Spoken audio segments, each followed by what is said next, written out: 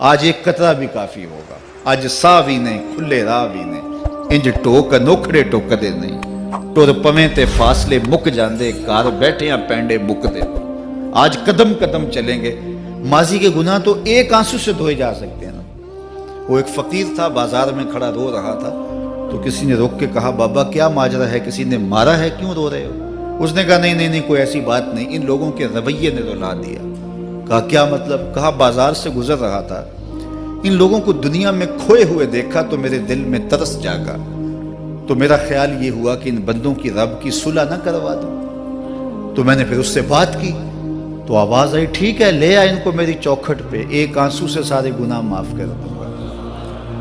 میں بڑا خوش ہوا، میں ان سے بات کی، یہ الٹا میرا مذاق اڑانے لگے، جا بابا کام کر، تجھے کیا پتا دنیا داری کیا ہوتی ہے۔ تو وہ تو مان رہا تھا، یہی نہیں مان رہے، تو مجھے ان کے رویے پہ رونا آ رہا ہے۔ وہ کہتا ہے میں بخشنے پہ آمادہ ہوں، ہم تو مائل بکرم ہیں، کوئی سائل ہی نہیں، راہ دکھلائیں کسے، راہ رب منزل ہی نہیں، جلوائے طور تو موجود ہے، کوئی موسیٰ ہی نہیں۔ وہ تو کہتا ہے میں معاف کر دوں گا، لیکن یہ عجیب ہے کہ یہ آمادہ ہی نہیں ہے، یہ مان ہی نہیں رہے۔ تو مجھے ان کے رویے پہ افسوس آ گیا، ان کے رویے پہ رونا آ گیا، اس لیے میں رو رہا ہوں، ورنہ نے مجھے مارا نہیں، کوئی تکلیف نہیں پہنچائی۔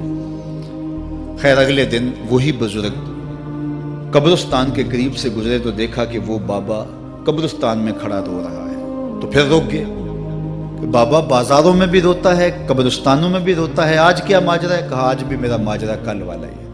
کہا کیا مطلب؟ کہا کل بازار سے گزر رہا تھا، ان کو دنیا میں کھوئے ہوئے دیکھا، میرے دل میں ترس جاگا، تو میرا خیال ہوا ان بندوں کی اور رب کی صلح کروا دوں، تو وہ تو مان رہا تھا، وہ بندے ہی نہ مانے، تو آج میں ادھر آ گیا۔ میں نے کہا چلو ان سے بات کرتے۔ آج میرا خیال یہ ہوا کہ قبرستان والوں کی اور رب کی صلح کروا دوں۔ تو کہا پھر آج کیا بنا؟ کہا آج یہ مان گئے ہیں، وہ نہیں مانتا۔ تو صاحبو آج وہ مان رہا ہے، آج ہم مان جائیں۔ میں نے کتب میں پڑھا ہے کل قیامت کے دن نیکوکار بھی پچھتائیں گے۔ بدکاروں کا پچھتانا تو سمجھ میں آتا ہے، نیکوکار کیوں پچھتائیں گے؟ جب اپنے اچھے اعمال کی جزا دیکھیں گے تو پچھتائیں گے، جو چند لمحے ضائع کر دیے وہ بھی کیوں ضائع کر دیے۔ قیمتی زندگی ہے، یہ ٹوٹتی سانسیں، ان کی قدر کیجیے۔ ایک بزرگ فرماتے ہیں کہ مجھے اس بات کی سمجھ نہیں آتی تھی کہ جو قرآن نے کہا ان الانسان لفی خسر، بے شک انسان خسارے میں ہے، تو میں سمرقند کے بازار سے گزر رہا تھا تو وہاں ایک آدمی پھٹے پہ برف رکھ کے بیچ رہا تھا اور ساتھ آواز لگا رہا تھا۔ آج کل تو یہاں وہ پاپڑ بیچنے والے بھی کوئی آواز لگاتے، تو وہ برف پھٹے کے اوپر رکھ کے بیچ رہا تھا اور ساتھ آواز لگا رہا تھا۔ آواز کیا تھی؟ ارحمو ارحمو الا من یذوب راس مالہ، او گزرنے والوں میرے پہ ترس کھاؤ، میں ایسا تاجر ہوں جس کا راس المال پگھلتا جا رہا ہے۔ چونکہ یہ جو برف ہے ایسا سودا ہے جو گاہک کا انتظار نہیں کرتا۔ آپ کپڑا بیچتے ہیں، آج گاہک نہیں آیا، ہو سکتا ہے کل دعانے مہنگا بیچ لیں۔ آپ پیٹرول بیچتے ہیں، ہو سکتا ہے کہ کل پڑا 6 روپے اوپر چلا جائے، آپ کا لاکھوں کروڑوں کا فائدہ ہو جائے۔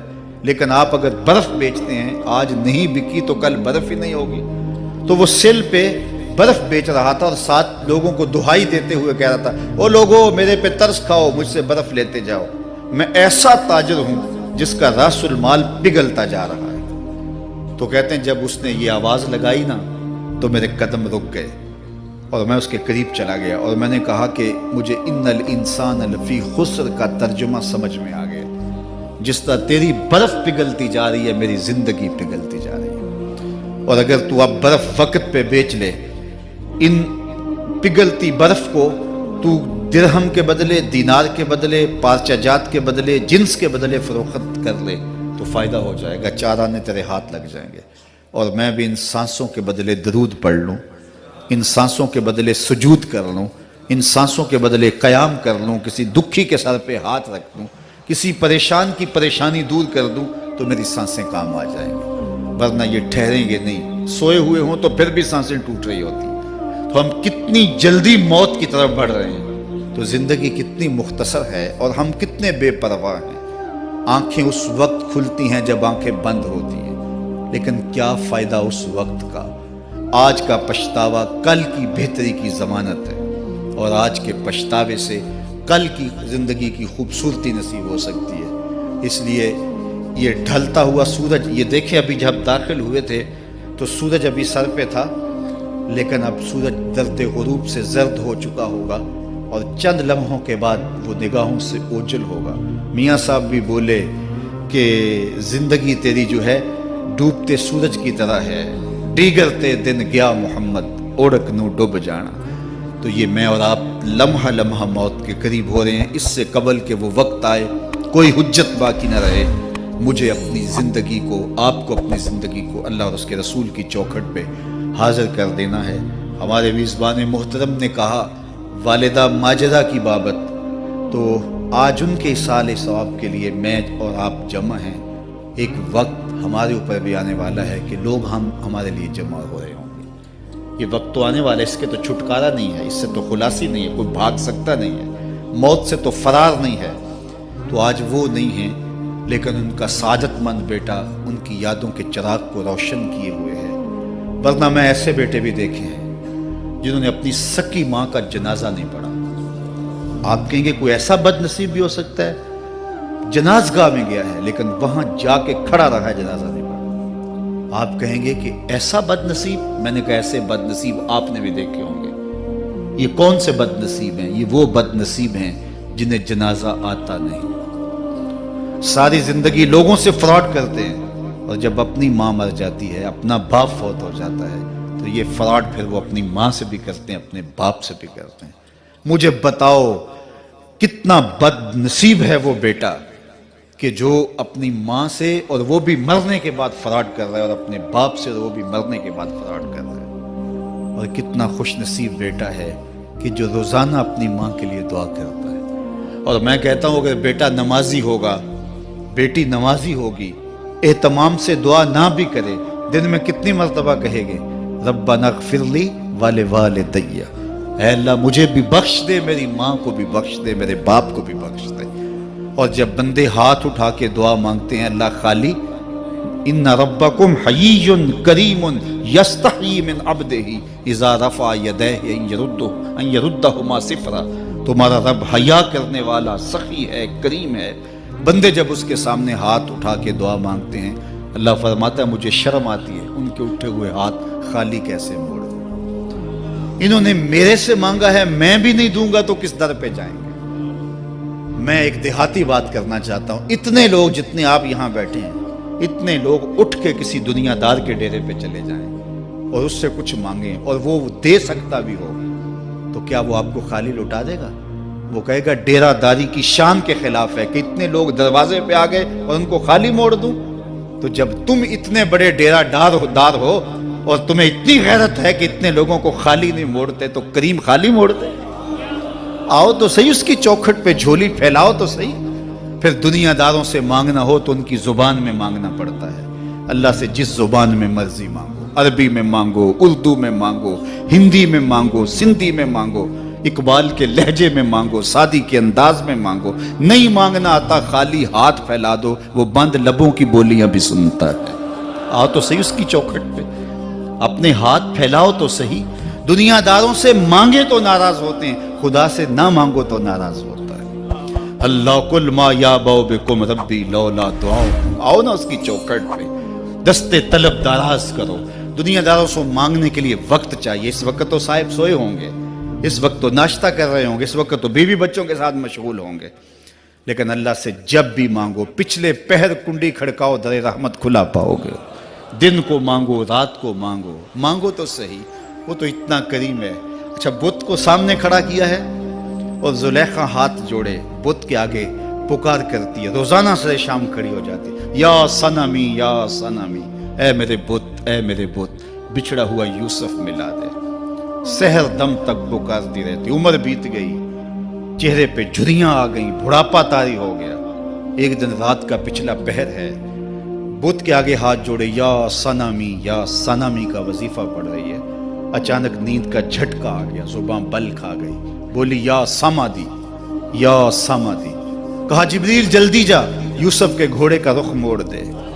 یا اللہ تجھے تو نہیں پکار رہی، وہ تو بت کو پکار رہی ہے۔ زبان بل کھا گئی، یا صنمی کی بجائے یا سمادی کے لفظ زبان پہ آ گئے۔ کہا جبریل اتنا عرصہ ہوا بت کو پکارتے ہوئے، اس نے کوئی جواب نہیں دیا، آج جیسے بھی اس کے لبوں پہ میرا نام تو آیا ہے، اگر میں نے بھی جواب نہ دیا میرے اور بت میں فرق کیا ہوا؟ تو آؤ آج کی اس مجلس میں ہم ان کی والدہ کے لیے دعا مانگیں۔ اے عرش کے مالک، ان کی والدہ کو حضور کی ماں کا صدقہ جنت کی بہاریں عطا کر، اور ہم اپنے ماں باپ کے لیے بھی دعائیں مانگے۔ اے اللہ ہمارے ماں باپ کی مغفرت فرما، ماں باپ کی قدر کرو۔ میں نے یہ بھی پڑھا ہے جو اپنے والدین کے لیے روزانہ دعا مانگتا ہے، والدین زندہ ہوں تب بھی، فوت ہو گئے ہوں تب بھی، روزانہ ماں باپ کے لیے جو شخص دعا مانگتا ہے ساری زندگی اس کے رزق میں بے برکتی نہیں آ سکتی۔ تو اپنے ماں باپ کو اگر زندہ ہیں تو قدر کرو، فوت ہو گئے ہیں تو ان کے لیے کثرت کے ساتھ دعا کرو۔ یہ گھنا سایہ ہے۔ کبھی آپ نے درخت کو دیکھا ہے کہ ساری دھوپ اپنے پتوں میں جذب کرتا ہے اور نیچے بیٹھنے والوں کو چھاؤں دیتا ہے؟ ماں باپ سارے دکھ اپنے اوپر لیتے ہیں، اپنی اولاد کو آسائش اور راحت پہنچاتے ہیں۔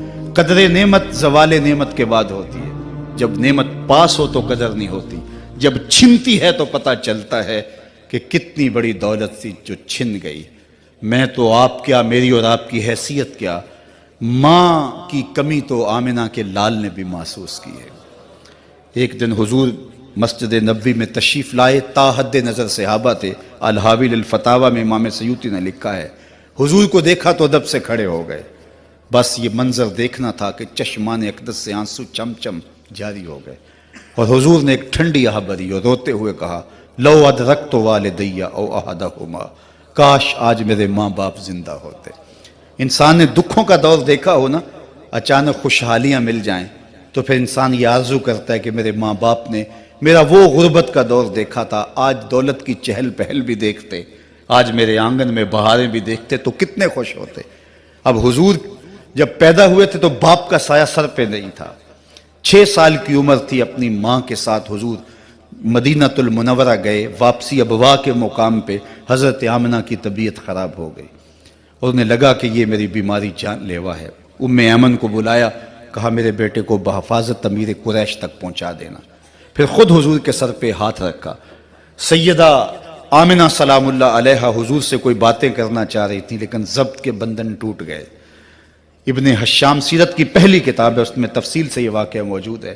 جب سر پہ ہاتھ رکھا تو حضرت آمنہ کی آنکھیں چھلکنے لگی اور روتے ہوئے آپ نے چند جملے کہے، کہا بیٹا ہر نئی چیز نے پرانا ہو جانا ہے، ہر باقی نے فنا ہو جانا ہے، میں بھی جا رہی ہوں، وذکر باک، لیکن میرا ذکر نہیں مٹے گا، وولدت طہرا، اس لیے کہ تیرے جیسا پاکیزہ بیٹا چھوڑ کے جا رہا ہے۔